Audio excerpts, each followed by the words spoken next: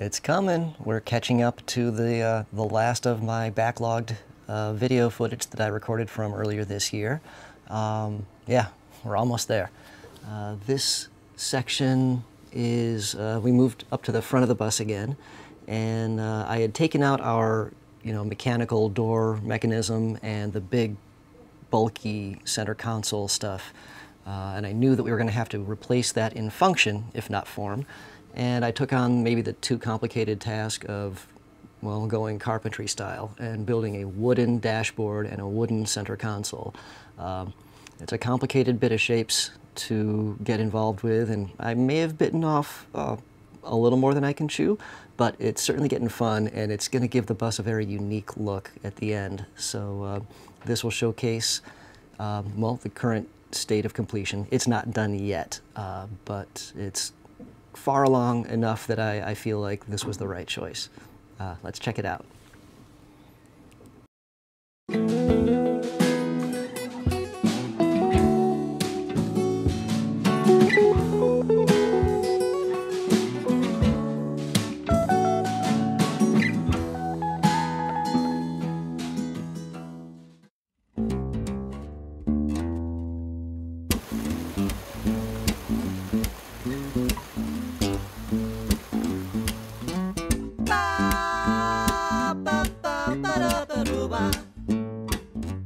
We had a lot of spare construction material just sitting in a pile in our backyard ever since our first shed tent got destroyed. So we have a family gathering coming up, and we need to clear that area up. And I finally, hopefully for the last time, have organized all of my spare building materials. So we got our woods here, we got our metals here, just a lot of stuff that we'll be able to make good use of. We've got some rigid foam and full sheets of plywood under that, miscellaneous electronics, but we are now finally and permanently organized. So I've got a giant tarp that's going to cover those up. Hopefully everything will be all right.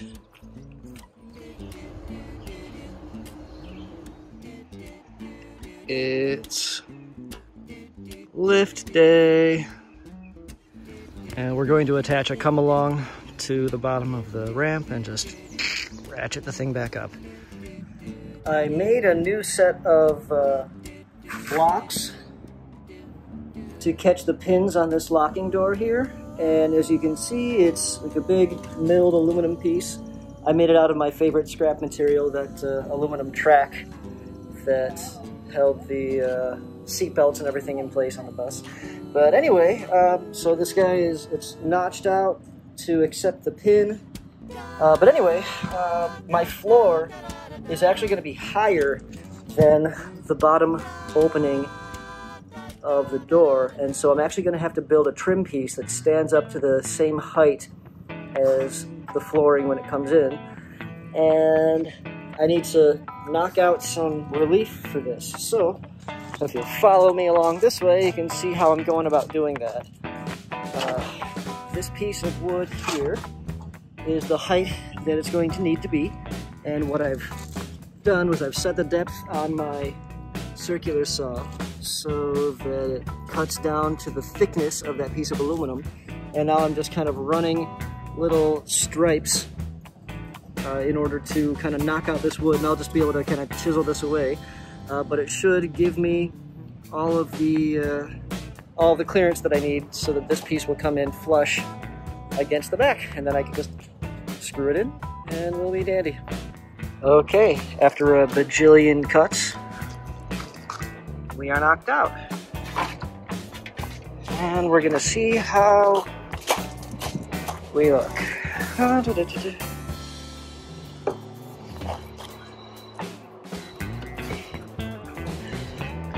Okay, little tight still.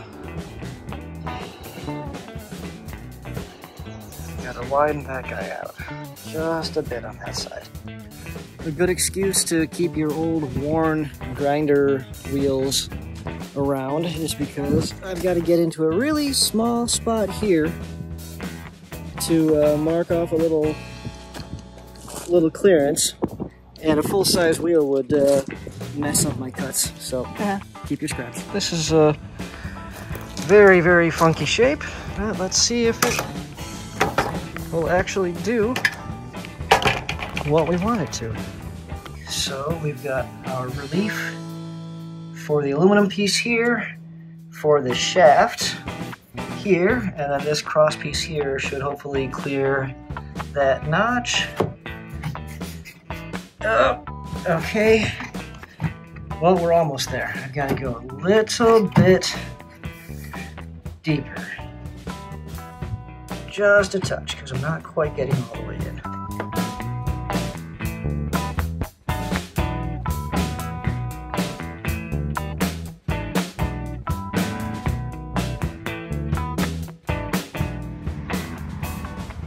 Hey, a workstation.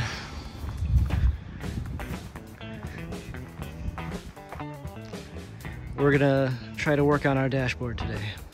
We've started putting pieces of dashboard back together and trim that we wanted to retain. So we've got this guy back in, this guy here. We're gonna do wood paneling on the rest of the door, and we're keeping this piece, but we're gonna do wood paneling all around the rest of this part. I'm gonna make knockouts to put the vents in, so on and so forth, and yeah, it's gonna be a lot of complicated shapes, so we gotta do a lot of cutting out there. We're gonna have a wood paneled dashboard on the right hand side and also continue up over the hump. This is the beginnings of what the front piece is going to look like. These are already cut out and lined up with our vents here and here. We're going to cut everything to be flush to the top. We're going to actually have to dip down in order for the convenience handle to be remounted. And right now we're just laying the bracing in that's going to hold our cedar panels. It's a little hard to see through the window, but the side of the dashboard is going to be visible through here, and we need to build something because there's going to be this defroster vent. And what we came up with was some nice pallet wood, which we've stained, and we'll be able to assemble. Let's see if I can do this while showing what I'm doing.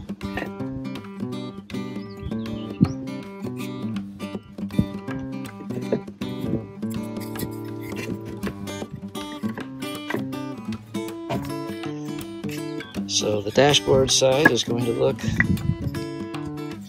like so. It will be very pretty.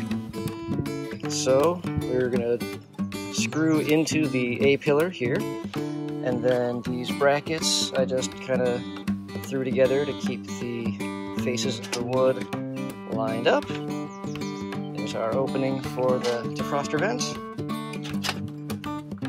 And that's what we got. Et voila. Okay, so we've got our side pieces in, and the vent is installed, and this little top cap came on. This front piece is going to be remade, just because there are a couple spots that weren't cut quite right, and we have some saw marks, and this was going to be more of a sort of a sacrificial piece to figure out just how much and what shape to make a cutaway for the comfort handle, which is going to go in there. And so it's just sort of tacked in place with a couple screws. So it's there well enough to give me my my dimensions that I need for the cedar panels. The dashboard build is coming along nicely. These pieces are just temporarily in. They're actually not anchored into place yet. We're coming up with our solution right now for how we're going to finish the raised section for this side. I am going to build a flat shelf here and remount the monitor and create a little permanent mounting space also for my scan gauge. And so I think what we're going to do is something like this. My original thought was tapering down in a wedge, but I might extend that out a bit. So we have sort of just a straight raise off that way, and then build flat to this shape, at least partway back, and then maybe taper down. But it should look like a, well, just sort of like an angular approach as opposed to a smooth one. As far as what material we're using here, we're kind of going back and forth between trying to bend a piece of this or just continuing the planks. But it's starting to look really good. So I'm starting on the vertical section of the frame of what's going to be my new center console, which has two little, there's my finger, two little pinhole receptacles right down at the bottom there. And so I made these little dowels out of some spare material, and I'm gonna pop them in there, going for the IKEA construction method. So right now I'm just opening these holes up bit by bit with a drill bit. Okay, test fit is done. They are sufficiently tight. They're actually only going to stick out like barely more than, well, just under ½ an inch. I just wanted to make sure that they were tight first. I'm going to pop a little glue on the inside and then hammer them in. Let's see how far I over budgeted my glue allotment.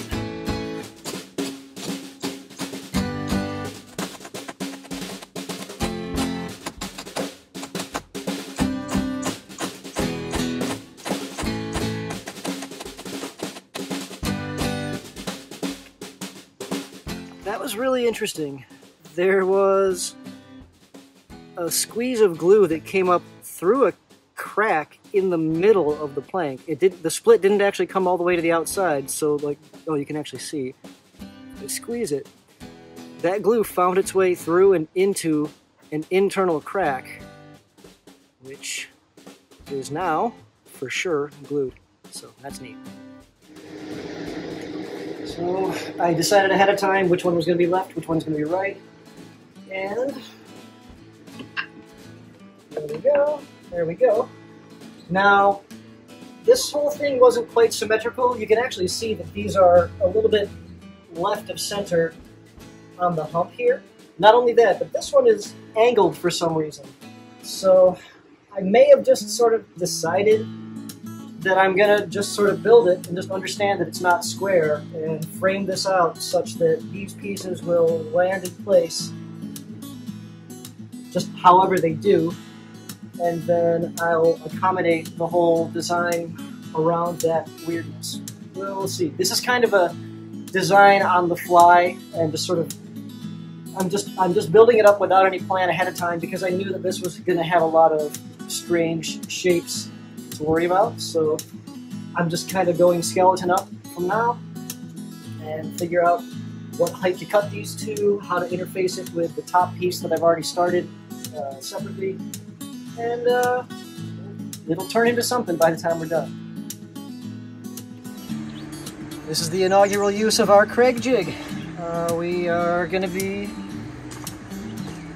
making some cross pieces. I needed to square these guys up, and so I'm eventually going to have a frame kind of like this, and we're going to use our pocket jig to make the screwing in easier. So, here we go.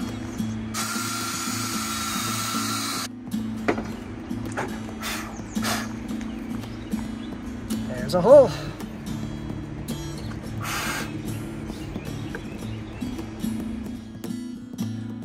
As I was putting this together, I realized that we actually wanted this to, rather than come up more or less vertically, we're going to do sort of like a map pocket or just a utility pocket kind of thing. So we're actually going to let this slope back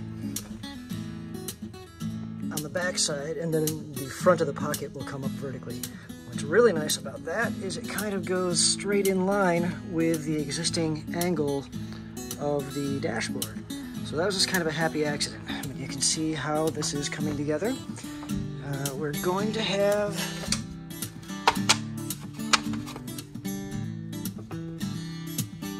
the back of our pocket area, more or less right there. And we're going to have a shelf with little edges around it. And we're actually going to have it overhang the front of this just a little bit, just so we have a little more room. But this gives you the sense of how this is going to be shaping up and what we're going to have when we're done. I've decided how I want the side profile for my little center console to be. And I don't know how well any of these little marks are going to translate, but what we're going to have is a narrow back and then a pocket. Well, it'll probably make a lot more sense once it's actually cut out and you'll see what we're doing. But this is going to be slanted, and what I'm doing right now is I'm cutting channels because I'm going to do sort of like a slide insert for the back and for the bottom of the pocket. It's the thickness of our cedar planks, and what I'm doing right now is setting up a gate, a ripping fence, and just like some cool stuff. So I've got my blade is set just about a 1/4 inch off the deck, and I'm going to make a series of passes in order to kind of carve out that channel. One thing that's really handy when setting up these fences, there's a little bit of wiggle room in them, and so you know it can be difficult to actually get it squared up to the blade, you know, as opposed to like trying to take tape measurements and figuring out whether you're the same distance away from the start to finish. What comes in very handy is if you just have a speed square, you can lay the square on the back of your table. Well, I guess the first thing you need to do is actually check the square against the saw blade. And once you've done that and you're sure that the saw blade is square to the table, then you can unlock your fence, set the square against it and against the side here, and that actually kind of holds you into that right angle, at which point you can lock your fence down. So it's a little faster way to get your results. So I'm gonna rip this guy down and see how she looks. First notch is zipped down. Now I'm going to adjust this gate, and then I'm gonna move the fence just a little bit closer, and then I'm gonna get the far side of my slot, and then I'll kind of set it back halfway between those two and zip out the middle.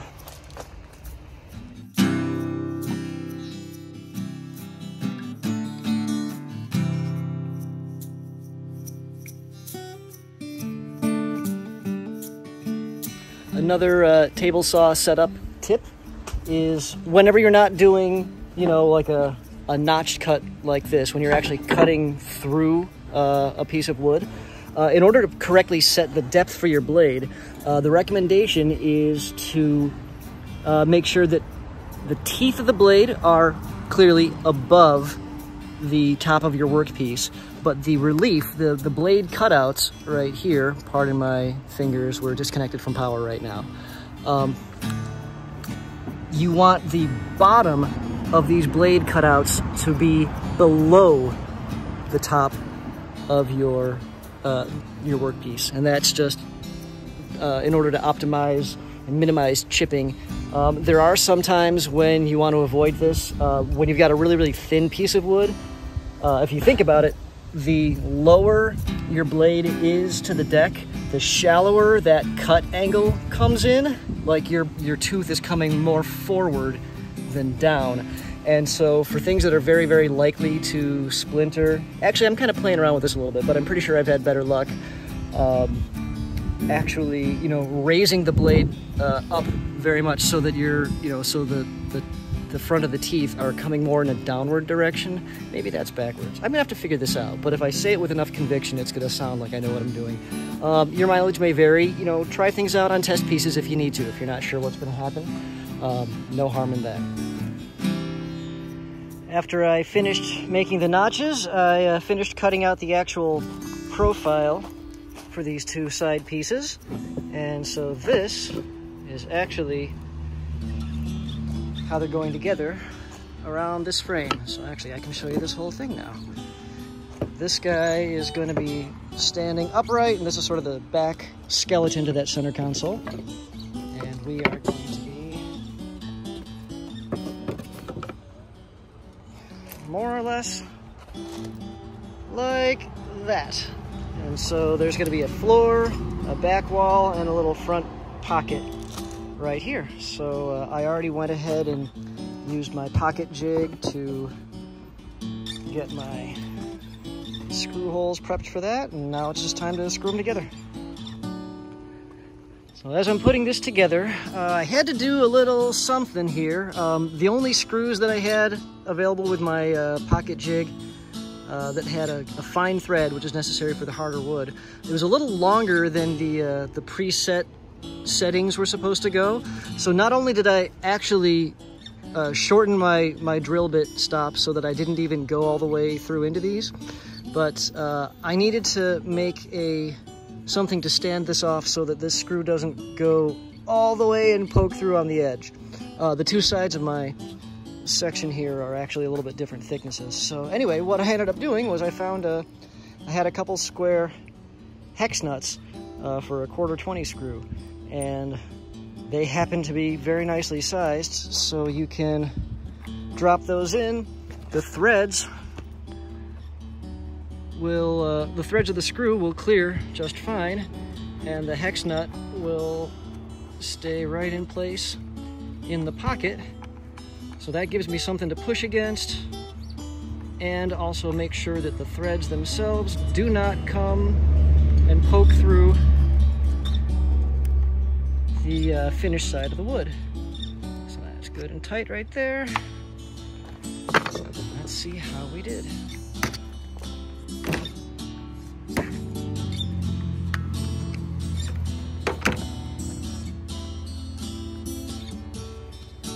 All right, there we go. Nary a screw head poking through. One side done. Now we just gotta do the other. Haha! All right, our sides are on. We are fastened. And now it's time for our test fit. Oh, side note, we finished our step trim, which was a fun little process, but now these guys aren't slipping around anymore. And here is our moment of truth. So I did give me a little clearance on the sides in order to be able to account for this having to kind of rock in to get its pins set. So that way it can drop down while it's still pitched forward, and then hopefully rock back. And there we are. So that is our